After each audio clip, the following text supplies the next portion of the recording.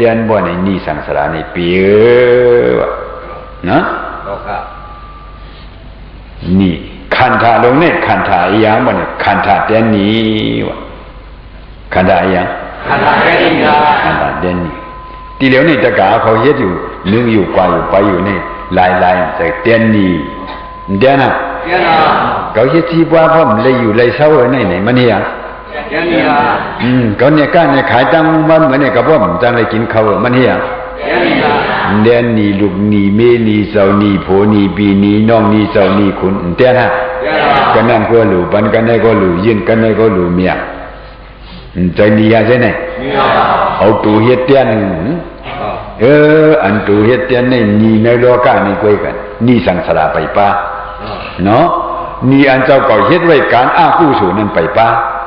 นี่โผนี่เมนี่เจ้านี่คนนี่จังนั้นจังไหนในโลกานี่คุยน้ำฮะมืออันห้ำลักเลี้ยมหุ้มหันเนี่ยเฮ็ดการมือการเรื่องการอ้ากู้สู่นี่ซะนั้นมีไว้ฮะมีไว้จังที่หายหลายเลยจะเฮาหมอเตียนเนาะอย่าบีว่าหังนี่ซะนั่นไปว่าก่อนกิน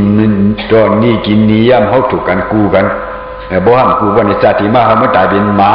จานว่าเขาเป็นสิงฆ่าเก่ากินกันนะกินหลายๆฮะหลายๆที่เล็กกว่าเตียนเพราะมันแต่ว่าเป็นหมานี่ก็ลูกกับเป้าหัวกุไหลหางกุไหลเว้ยเด้อนี่ตะกะนี่เนี่ยบ่ในโลกาหลงซื่อนี่เพิ่นมาเตียนตาเฮาเลยบ่สูเฮาถูกดีเพิ่นไว้ข้างหน้าเงินนี่สุกะเตียนบ้านเฮาเลยนี่ไหลฮะติดายนั่นกินน้ำยำมีเจ้าเก่าในม้าเนาะหันออกหน้าอายอยู่คนเมืองกลางเฮานี่บ่ติตายบ่นี่หลายๆให้เลยตายกว่ามีกะดิลายะนมิกะดิตั้งกว่าเนาะลายะนมิอันดีกว่าเปลี่ยนนั่นหันมาในตายดูก็เป็นตริสานฮะดูก็เป็นปิกตาฮะ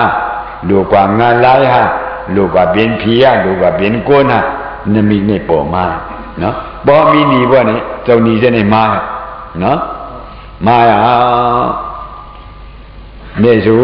มจังให้มือเขาหาเลี้ยงสูนั่นเฮ็ดกูมยงอยู่พุ่นละกูโจนอีสังไม่อีสิ่งตำงามมูสิเฮ็ดมาหมดทีเหลียวเนี่ยเขามาย้อนเอาบ่เขาตายาสุเตียนบันยินหน้าในจังดีไล่เปิ้นมาเอาเผอเปิ้นมาเอามันก็หึจังเปิ้นมาเอาเมียเขาหึเมียเขาได้กินเนี่ยย่อมสิโซบ่ยาวอันดูว่าขาเมียเตียนนี่เป็นเผอเป็นห้างเปิ้นได้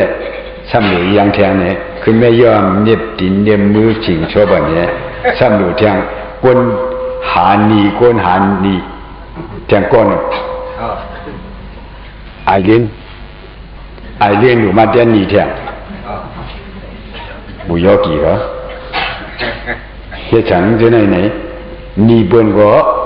เขาดูเตียนบันนี่ดูเจ้าเก่าก็ดูเตียนบันฮะน้ำบ่ดังทอมศิษย์ตรานี่บ่นี่หมดหมอเอาหยังเตียนนี่บ่นี่เด้ใจสิขาพระบิณฑบาตหมอหลายคนน่ะอีโกธัมโมขอเดียวไว้พระบิณฑบาตโอ้เนาะบ่ดังว่าเอาหยังเตียนนี่ในบ่ในสังสารนี่สังสารนี่มีสังเตียนละบีไลเนาะก็บ่ซึ่งหนังไหนเฮามาเป็นคนเนี่ยวิมุตติยุกตารณะคิดก็ถึงเสียจะเฮ้ศาสนาพระบิดาก็ไปก่อยไปหายไปห้องศิษย์ศาสตราก็ตั้งตึกไปก่อยไปหายไปห้องเลยเงี้ย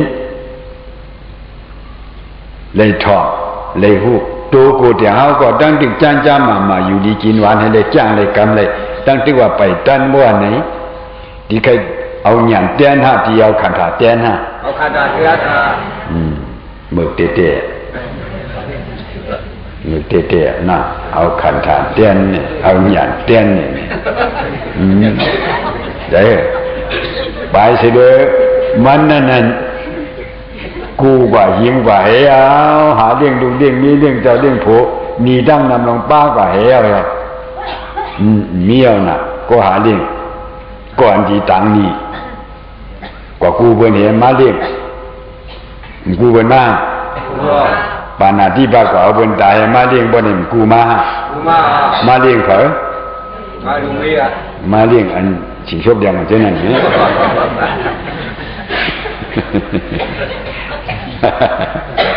อ๋อ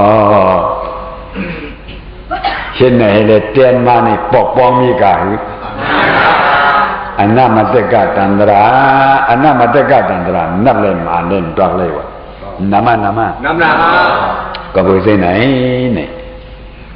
ดีคัดใจอ่ะนายโยกีเขาคือจังหลายวันคำบอกว่าใครมือปียะไปปีบ่ไปปีดูคัดใจล่ะแต่ปันนังยิ่งนาดีบ่นี่ก็ตึงนำหมดนี่นั่งเลย2นาที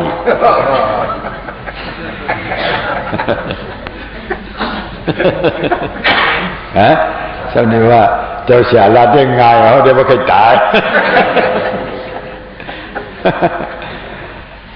อันจะเรียกว่าขำทุกข์ให้เลยมันดีเลยใจตรายเนาะอัตตากิลามาฐานุโยกะบ่เฮาแห่งนิจักมันเนี่ยเสียก็เปลี่ยนกว่าตั้งประชาอ่ะเลยเนาะดีเลยเอาญาณเตียนมานี่หรือเอาญาณเตียนนะเอาอย่างเตียนเอาญาณเตียนนี่ขันธาเปลี่ยนรูเนี่ยอันจะเรียกว่านั่งเลยเปลี่ยนรูก็จะเคยกว่าก็เปลี่ยนรูนอนก็เปลี่ยนรูกินก็เปลี่ยนรูขันธาพบอย่างเจออยู่เดียนี่พบอย่างตัดโดดตะโบนี่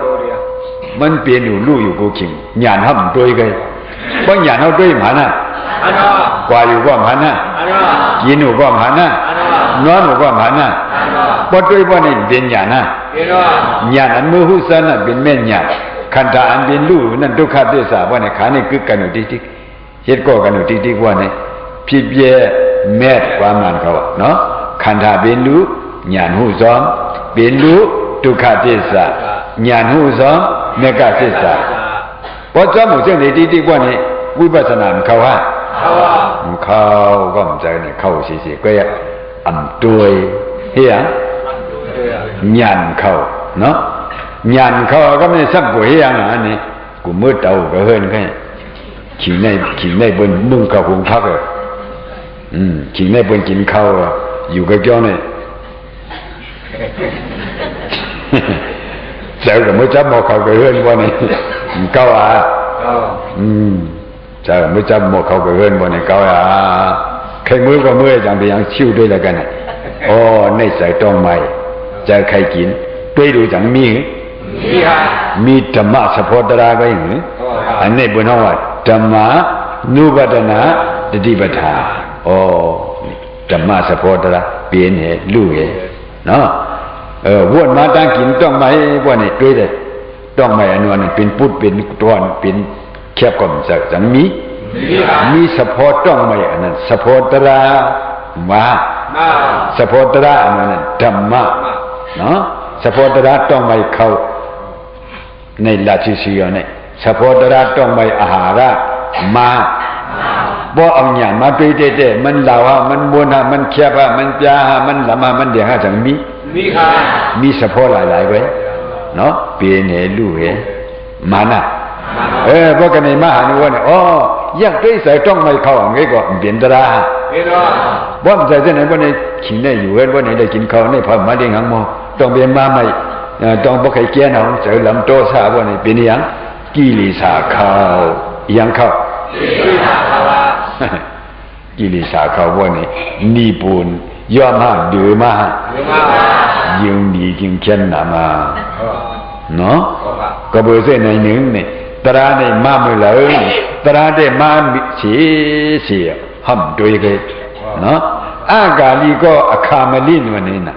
อำเลิกชิงอำเลิกยามมีอยู่กูสิกิงตรามีห้ำด้วยกันด้วยมือเลยก็มันหาหนุสิก็เบอร์เส้นไหนด้วยรายการก็คัดใจด้วยอีกหนึ่งเนาะจู่ไปตายในเขาตั้งได้ปีนี้จู่ไปตายในด้วยยังตายยังจังที่ว่ามือเตียนบ่ในเด็ดที่แล้วขนาดเตียนกว่าตั้งอย่างตั้งหนามือนั่น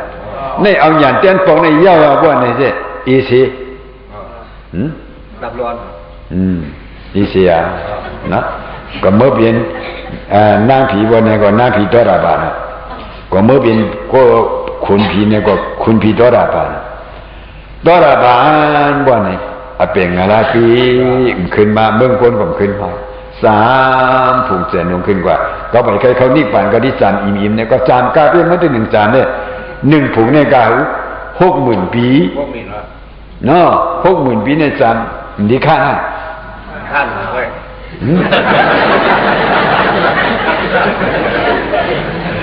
มันคึกลงเนาะมันคึกเนี่ยบริค่าของเขาที่เดี๋ยวเนี่ยมือเดจ้าว่าทางดีพังดีเรียบเล่าเนี่ยจังก็เอามากหรือใส่มาเฮ็ดก็กันมาเฮ็ดก็กันมาดีอย่างมาดีเฉดมาดีอย่างมาดีเฉดกันนะมีเฉดฮะจังอีเอาเฮ็ดก็เฮ็ดเฉดกันไปฮะแต่ด้วยไผก็มีอายสารอิมาฮะจูเกี่ยงกันเหรอชิปีซาปีบ่อิมาเมืองผีนั้น60,000 ปีเนี่ยมีจังอีเมบอกหรอเล่าเฉยๆเจ้าเฉยๆดีกว่า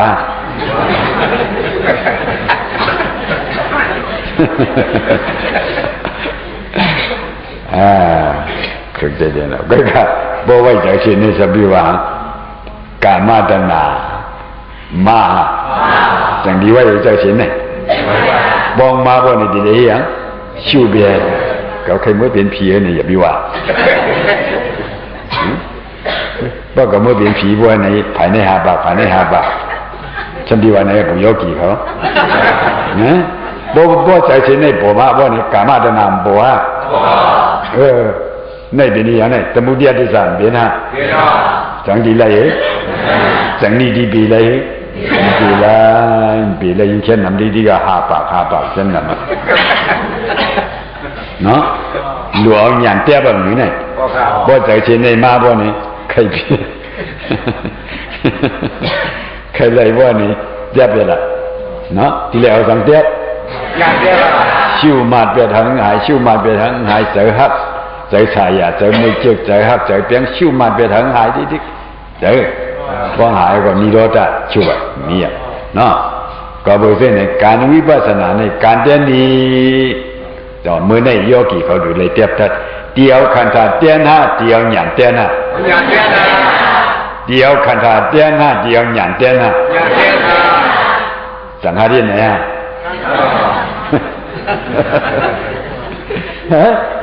โยกมาเอาอยู่ในหีบนั่นได้บ่เอาหยั่นเต้นเลยว่าเนี่ยก็คัดซะกูคนเลย